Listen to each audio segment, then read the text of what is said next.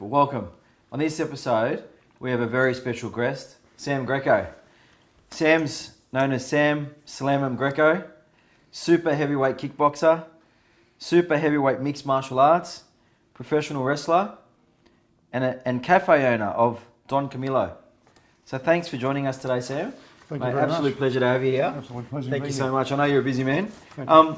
Sam, tell us about you, who you are, what you do. Well, first and foremost, I'm a family man. I'm a loving father to two beautiful kids and, a beautiful wife, that I met in high school. I'm still with her 32 years down the track. Beautiful. And as you mentioned just before, triple world champion in kickboxing, mixed martial arts and also full contact karate. In today's world, what I'm doing today is I run cafes, I run restaurants, and also I'm involved in personal training companies, which I enjoy teaching people, teaching them the ropes of life. Beautiful. And last but not least, I have a massive passion for is inspirational speaking, inspiring people, changing lives. Beautiful. That's why we wanted you on the show today. Well, there you go. It's really important that we let the audience understand this, but what do you define success as? Geez, success is such a beautiful word. Every time I hear the word success, there's something just glows off it. Success for me personally is completion of all set goals to their fullest. Wow. That's what it is to me. And, to be successful, someone has to be the best version of themselves at any given time. Yeah, that's beautiful. What about, Sam, mentors and coaches? I personally am an executive coach.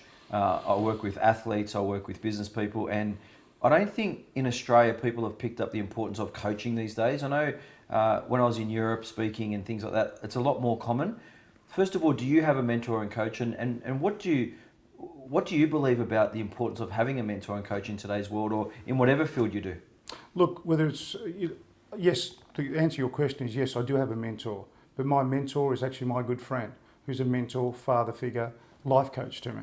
He's a gentleman that I can actually turn around at any given time and ask him anything. And I know I'm going to get an honest opinion and an honest answer. And if he hasn't got the answer, he'll find it for me if I haven't got it. And they're the sort of people who you really want around. You need that someone in life, irrespective. Absolutely. And this is a gentleman that I'm talking about who's literally changed my life in terms of showing me the way when I didn't know the way.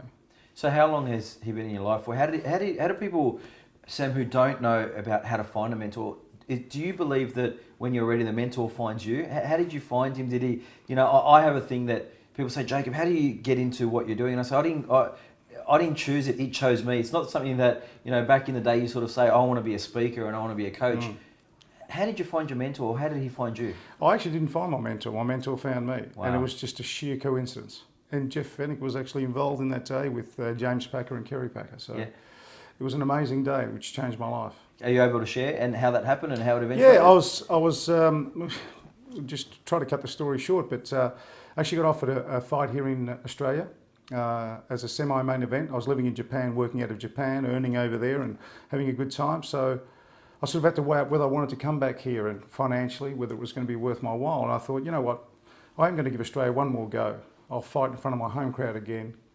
Be my final farewell. So I decided to take the fight. Now, I had no idea that day who was sitting ringside, And funny enough, the fight went literally one round. I knocked the guy out cold. Wow. And at that particular time, Kerry Packer turned to Jeff Fennick. I don't know whether I should say this on camera, but he says, who the effing is that? Yeah. That guy's an animal. Yep. And Jeff says, well, I'll introduce you to him later on. So funny enough, I back in the change rooms, everyone was celebrating, and in come the promoter with Kerry Packer, James Packer, Jeff Fennick and Graham Burke, who's the managing director of Village Roadshow. Introduced me to him, and at that particular time, because I was so happy about the victory, I really didn't realise who I was actually shaking hands with. Yeah. I mean, I knew the guys, but the essence of that handshake, where it was going to take me. And 3 days later, I had a call from Mr. Graham Burke. And from there, it's history. What a beautiful story. It actually is. Fate, destiny? It really is. I totally believe in that. And here's a gentleman who's got, I shouldn't say, but all the money in the world and all the fame in the world and runs cinema companies worldwide and theme parks around Australia. And he's got everything. And what the hell would he want from me? But he actually saw something in me that no one else did. That's beautiful. That's really, really beautiful. Sam, in times of stress, What do you think about how do you stay centered? Whether it's stress in the ring or stress in the cafe. You told me this morning how unfortunately a couple of guys didn't show up, and that's a stressful situation. How do you handle stress, and how would you help everyone watching this understand stress, handle stress, and say, let's just get on with it? Stress is an ugly word. It really is. And it's something that if you tend to act upon stress, there's a good chance you'll fall over. So my theory in life is I take a step back, I take a breath. I open up my peripheral vision. Yeah. Reason being because I want to look at it from here. I want to see the whole thing. When you're stressed, you tend to have tunnel vision. So I take a step back, have a look at it and think to myself, okay, what do I need to do from here to make this thing better? How can I rectify it? Yeah. Again, goals, plans, put them in place. Oh, great advice. Sam, I created this series to really get inside the mind of the elite, the best of the best, to help the next generation become better. I want to talk about visualizations. I don't think it's done enough. I don't think people understand it properly. Those that do, like myself, yourself, you'll excel no matter what happens, because once you plant that seed in your mind and you water it, it's going to grow. Nothing's going to get in your way to stop it. Do you visualize? Do I visualize? My God. When don't I visualize? Throughout my whole career, and I do it to this very day, I won most of my fights, days and months and weeks and years before I even fought. Wow. In the ring. So visualization is such an important concept of being successful. It's about imagining, knowing what you're capable of and what you can do within your boundaries. And like I said, visualization is just an enormous thing and part of my life today. Who taught you that? Where did you learn it? Because, part of this series, Sam, people don't learn this at school. You don't go through public school and they teach you. There's no visualization classes. You don't go to TAFE or university and learn it. How did you stumble across it? I stumbled across it. I can actually tell you, I stumbled across it via a late friend of mine who passed away a few years ago now. And we're sitting in our room, basically a 3 metre by 3 metre room in Japan, which was our headquarters where we used to sleep, believe it or not. And we're just talking about it. And he said to me once, he said, you know what? I've dreamt victory over and over and over again. And when he said that, I thought, oh yeah. And when I walked away from that conversation, that actually dawned on me to find out, what does he mean by I dreamt victory? What he was trying to tell me is exactly what I just said a minute ago, is that he senses the victory, he believes in he can do it. Yeah. Therefore, he dreams it. You dream big, you achieve big. Yeah. So I went away and asked, and like I said, I didn't have the answers then, but when I come back to Australia, I asked certain people, and I sat with certain people, I read different books, and I thought, you know what, I can implement this. Yeah. And that's exactly what I did. It's such an awesome experience, It is, actually doing it, getting up and feeling good about yourself too. Yeah, that's fantastic. Tell us, Sam, how do you stay motivated? As you get older in life, and as you know, we get older, we've got kids, and it's tough, and you got so much on.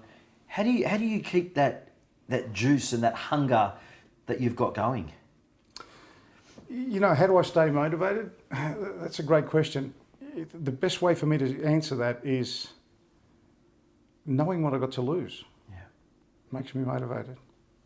All the hard work that I've put to be successful, why would I want to be otherwise? Yeah.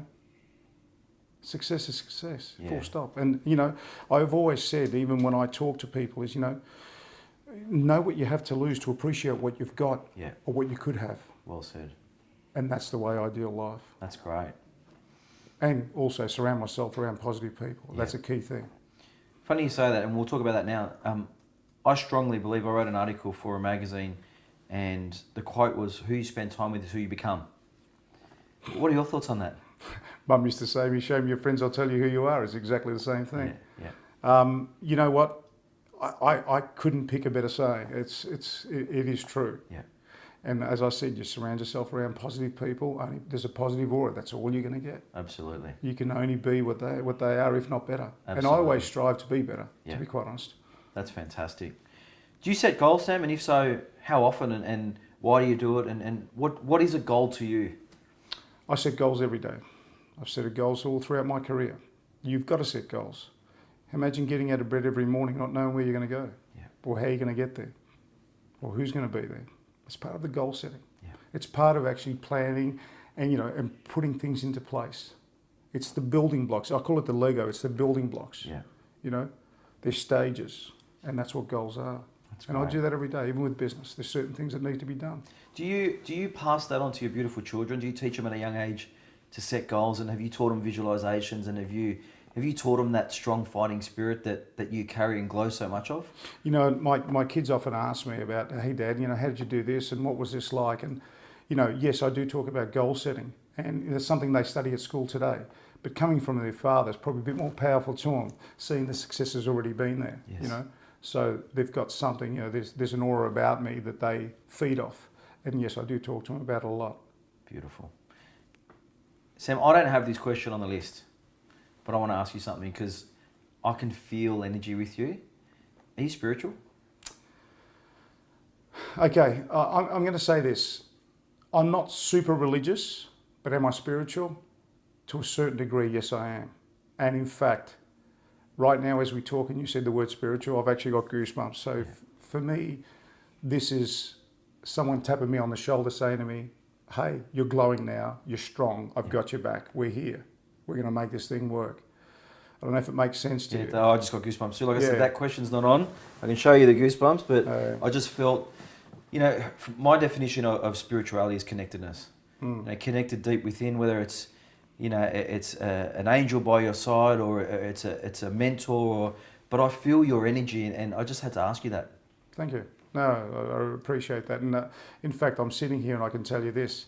I've had interviews before along these same lines. Yeah. And there's a thing I say, I either see through you or I don't see you through. And I'm not seeing through you at the moment, which is a great thing. Great. Fantastic. Really important question. What do you feel separates a champion from an average performer? Why can't everyone just be champions? Do you know what? You've got to want it. You've actually got to want to be a champion. And then you've got to work if you really want to know. If you really want to be a champion, then you've got to work out how to be one and put things in place. Yeah. The difference between the two of them, and this is the way I look at it, and obviously you ask 10 people, 10 different answers. But a champion for me is one who is willing not to lose the internal fight. Yeah. Forget about the external one, the internal fight. Yeah. It's about he who believes himself first. Yes. And then the people around him. That's beautiful. Oh, I really connect with that. That's really beautiful. As opposed to the average. I mean, who wants to be average? I certainly don't. Yeah. There's too many of them around. Yeah. You know, Sam, I think your words of wisdom for the audience, I think what's important is people have got to not only let that fire inside burn, but let it roar. You got to be hungry. You got to want it. You got to train harder. You got to hit harder. You got to diet better. You got to work longer hours if you really want to become the best. I think some of the young ones today maybe watching this think that they come out of the uni, they want 100 grand, they want a good life, they don't want to work weekends. It doesn't happen like that, does it? No, it doesn't. But I'll tell you what, I did a motivational talk a couple of nights ago, and one of the things I said to the guys, I said, you know what, at the end of this whole thing, I hope that I've ignited that furnace within your gut. Yeah. But it's so important, right, that you absorb, or at least absorb one of the things. If I've told you about 20, absorb one. But be proactive, don't be reactive. Yeah. Because over the next 24 hours, if you're not proactive, it's worth nothing to you. Yeah, well said. Well said. So get out there. You really got to get out there. Only you can do it. No one else is going to do it. No one's going to do it for you. No. Sam, last question. What tips would you give our audience to become limitless in today's world? Limitless. Dream big, achieve big, don't set boundaries, plan, attack with confidence, and you will be successful. Ladies and gentlemen, a true warrior. What an inspiration. Mate, thanks for being on the show. I've Thank you loved very it. much. Thank you for your time. Much appreciated. And I'm sure we'll have many good experiences together in life. Thank you. Thank you very much.